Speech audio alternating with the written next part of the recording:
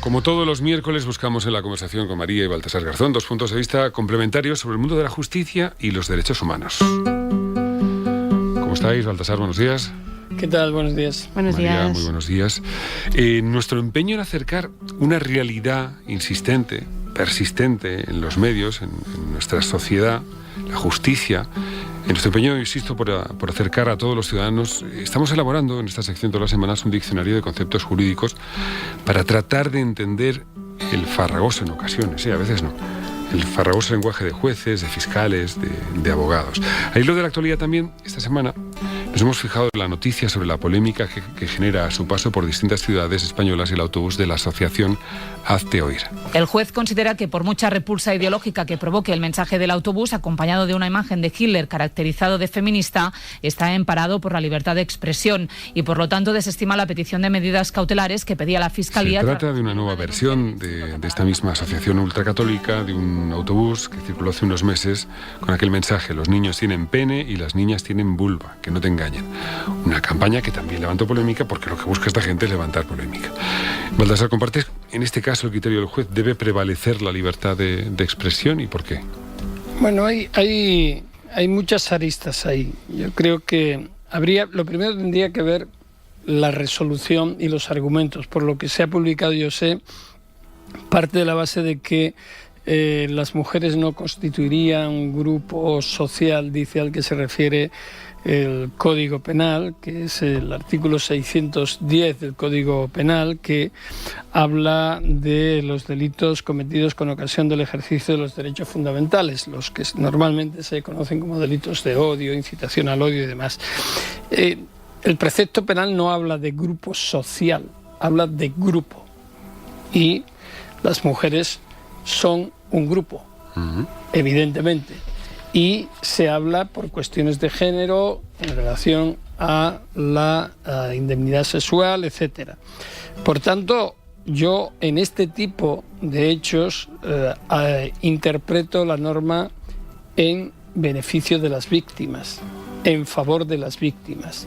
Y si esas víctimas presentan vulnerabilidades constatables y objetivas, como es el caso de las mujeres, porque evidentemente si no, ¿por qué estamos luchando por la consecución de los derechos plenos, por la no discriminación, etcétera? Porque existen esos déficits, por tanto hay que abogar en pro de las mujeres. Eso lo presentas frente a la libertad de expresión y yo creo que no son incompatibles. La libertad de expresión tiene un ámbito amplísimo en el derecho español y en la democracia de muchos países, pero cuando choca frontalmente con grupos vulnerables hay que tener en cuenta que hay un límite. Es que si no, entonces, ¿cómo vas a defender, por ejemplo, ese ataque que se produce de forma, en este caso, sistemática contra la mujer? ¿Cómo se le protege? Es decir, se deja que ese autobús siga, que genere una confrontación, que produzca incidencia, como ya ha producido choques entre unos y otros. Yo digo que el límite es muy tenue, pero cuando afecta sobre eso, a ese tipo de derechos hay que ser. Sí, ya te escuchamos, María, pero sobre eso, Baltasar, el juez asegura que por mucha repulsa ideológica que represente la imagen de Hitler caricaturizada. Pero la cuestión no es que le cause al juez repulsa. Al juez le pueden causar muchas cosas repulsa y no ser penales o no ser perseguibles como delitos y demás. No es cuestión de su apreciación personal. Es si objetivamente y si la intencionalidad de este autobús es defensa de la libertad de expresión o ataque a un colectivo determinado como las mujeres. Si es defensa de la libertad de expresión, adelante, pero si no es así, la intencionalidad va muy dirigida y aprovecha el amparo que hay de la libertad de expresión para machacar a un colectivo, a un grupo como es el de las mujeres. María. A ver, hay un límite muy claro que son los delitos del odio y el discurso del odio. Para mí, claramente lo que está haciendo el autobús es incurrir en discurso de odio. ¿Por qué? Porque está discriminando a un grupo de individuos históricamente discriminado y además a una opción política legítima como es defender el feminismo. Con lo cual, tenemos que tener en cuenta, yo creo que el juez, a lo mejor, no sé, no soy quien yo para decir el juez, pero bueno, vamos a hablar precisamente de la necesidad del enfoque de género. Históricamente, las mujeres han sido víctimas y más víctimas en todos los procesos. Sabemos que hay mujeres que están sufriendo agresiones continuas de todo tipo. Sabemos que es un colectivo que está discriminado. Sabemos que además hay un estatuto a la víctima que reconoce a las víctimas de violencia de género, con lo cual el colectivo de las mujeres en general es un colectivo históricamente discriminado. Pero es que además los delitos de género están basados en el odio. Claramente, en la creación, a lo mínimo que estudiemos un poco la raíz, son delitos del yo frente al tú, yo me siento superior a ti, yo te odio. Con lo cual, está en la base de ese tipo de delitos. En la base del patriarcado es esta. De todas maneras, entraría, y ahí es que entiendo la complejidad, y es un asunto, entraría en contradicción con el Ministerio de Interior, que se negó a reconocer a esa asociación su condición de utilidad pública, de la que gozaba hasta hace muy poco tiempo, porque sus campañas el Ministerio de Interior determinó que sus campañas van contra el interés general, con lo cual... Bueno, pero es lo que trataba de decir. Claro, más en favor de una lo que cosa decías. es el ámbito de la libertad de expresión que se ha intentado mermar en los últimos tiempos con unas leyes como la Ley de Seguridad Ciudadana o con unas interpretaciones judiciales que han cercenado la expresión de artistas, tirititeros, periodistas, etcétera, pero eso yo creo que es un ámbito bastante diferente. Aquí la intencionalidad, vuelvo a decir, yo pongo el acento, ¿qué se pretende con ese autobús, con la imagen de Hitler, identificando el nazismo con el feminismo? ¿Qué se pretende? ¿Se pretende denigrar a la mujer? ¿Se pretende denigrar a todo el colectivo por la defensa de una serie de valores? ¿O se pretende informar? Porque ahí no hay información, ahí no hay más que utilizar la libertad de expresión para atacar a un colectivo. Y eso degrada al propio derecho de libertad de expresión. Los derechos humanos se concatenan entonces, uno con otros. Por oposición, ¿cómo debemos interpretar ese derecho? ¿Qué debemos entender por el derecho a la libertad de expresión, Baltasar? No, el derecho a la libertad de expresión, la propia Constitución lo define, y es el derecho a difundir libremente ideas sin cortapisas, más que las limitaciones que establezcan en otro tipo de derechos humanos y fundamentales. Que está el derecho al honor y a la propia imagen, y luego está el derecho, luego está el discurso del odio como otro límite. Tú no, por muchas ideas políticas que tengas, no puedes salir a la calle diciendo que un colectivo es nazi. Es que no lo puedes asimilar. O sea, es que aparte que el término feminazi está construido precisamente para atacar al colectivo. Pero hasta oír dirían que esto no es un ataque de las mujeres, sino al feminismo, ¿no? Yo creo que uno de los pilares de la democracia siempre ha sido que yo defiendo el derecho del que no piensa como yo, o sea, porque es fundamental realmente, porque puede defender el derecho de que gente piensa solo como nosotros, no tiene mucho mérito. Pero Tom, yo lo que creo es que en este caso concreto no está en juego, y esa es mi discrepancia con el magistrado que ha firmado esa resolución, la libertad de expresión. Es decir, este autobús no se pone en marcha, y la asociación Hazte Oír no pone esto en marcha en aras a ejercer su libertad de expresión. Lo pone con el fin concreto de atacar a las mujeres, y hacerlo de forma denigrante, humillándolas y estableciendo equiparaciones con el nazismo, por ejemplo. Y no estamos hablando ya del derecho ni siquiera al honor, a la propia imagen, que es verdad que se ha degradado en los últimos tiempos, porque bueno, pues casi lo ya hemos hecho biodegradable, ¿no? Pero esto es distinto, ojo, es distinto, es focalizar contra las mujeres, atacando a los derechos y atacando a las reivindicaciones legítimas que están amparadas por la ley. Y que luego esto produce efectos, produce una conciencia de que, vamos a ver, lo primero es que está sacando un autobús a la calle, porque hay que decirlo, que va en contra de las personas que luchamos por la igualdad entre hombres y mujeres. Eso es el feminismo, no es otra cosa. Aunque nos intenten vender que es otra cosa, es que estamos simplemente luchando por los derechos para que podamos ejercer los mismos derechos. Entonces yo, partiendo de ahí, esto produce una serie, el tergiversar los términos, el enrevesarlo todo, lo que está produciendo, y lo estamos viendo. Hay mucho maltrato, hay muchas violaciones, hay agresiones sexuales en grupo, hay denigraciones continuadas a la mujer. Entonces creemos que no, pero todo esto suma en contra de las mujeres. Vamos a hacer una pequeña pausa y enseguida volvemos.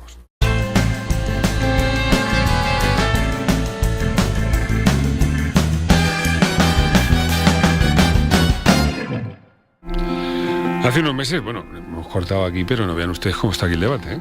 Hace unos meses, aprovechando la inauguración del año judicial, nos hacíamos eco de la fotografía en la que junto al rey Felipe VI posaban la sala del gobierno del Tribunal Supremo, compuesta exclusivamente por hombres. Hoy la cadena SER ha hecho público el último informe del Ministerio de Justicia, en el que se nos ofrece una instantánea muy similar, claro. El número de mujeres en la carrera judicial supera ya el 53%, y en los últimos 10 años su incorporación ha doblado a la de los hombres, y sin embargo el techo de cristal les impide alcanzar la cúpula de la judicatura. En el Supremo las magistradas solo son el 18% y solo hay una mujer presidenta de los tribunales de justicia autonómicos. Y todo esto a 2 días de una huelga feminista en favor de la igualdad, en el que volveremos a escuchar sonidos como este. ¡Que viva la lucha de las mujeres! ¡Que viva la lucha de las mujeres! Durante esta semana, María, es una semana marcada por las movilizaciones feministas. Uno de los focos del debate se va a poner justamente ahí. Cientos de mujeres van a colapsar de manera presencial los juzgados a través de Internet con reclamaciones contra la justicia machista. Emana de ahí de esos derechos de los que hablábamos, precisamente emanan de la justicia, y es uno de los focos esta semana. Bueno, una de las demandas de las mujeres juezas y las asociaciones desde siempre ha sido la necesidad de formar a los jueces desde el inicio en el enfoque de género. Yo creo que no podremos tener nunca una justicia realmente formada para tratar este tema de una manera realmente justa, por así decirlo, si no han recibido una serie de formación en enfoque de género imprescindible, ¿no? Y como en la justicia hablábamos, falta en muchos ámbitos, desde la policía hasta... Y es que irremediablemente hay que desaprender muchas cuestiones. El tema patriarcal es un tema cultural, es un tema que nos tiene que obligar, pero desde cada uno, a reaprender muchas cosas, y a los jueces también les va a pasar, y a las juezas. Déjame preguntarte, Baltasar, ¿qué ha cambiado? En este año, el año pasado a mucho le pilló el 8M a contrapié. ¿Qué ha cambiado este año? Dime que ha cambiado algo este año. Pues yo creo que hay una concienciación mucho mayor por parte de la sociedad, aunque las últimas encuestas de la FAT referido a la juventud y a cómo se percibe la violencia machista y la superioridad patriarcal del hombre sobre la mujer es preocupante, pero esa mayor concienciación se ha conseguido, y vamos a ver el impacto que tiene en este 8 de marzo, que yo espero que sea múltiple. También ha habido, yo creo que un cambio coincidente también con el cambio de gobierno que se produjo como consecuencia de la moción de censura. Se han implementado distintas políticas que van en favor de hacer menor la desigualdad, no todavía conseguir la igualdad. Faltan en el ámbito de la justicia todavía realmente esa concienciación a la que hacía referencia a María, ese enfoque de género, que la falta del mismo es estructural. Es que tengamos todavía que decidir que las mujeres tienen que tener más derechos y hacerlo desde un punto de vista masculino es tremendo. Por ejemplo, algo muy, muy sencillo. Las mujeres juezas o fiscales juezas y demás, que además son madres, no se les valora curricularmente para nada el hecho del tiempo que dedican al cuidado familiar. Y es detrimento del profesional, es decir, tienen que compatibilizar dos funciones. Bueno, si esto es así, que la pena sea es que todavía un punto de valor, no un punto, ellas. los que correspondan tanto a hombres como mujeres, el tiempo que dedican a la familia.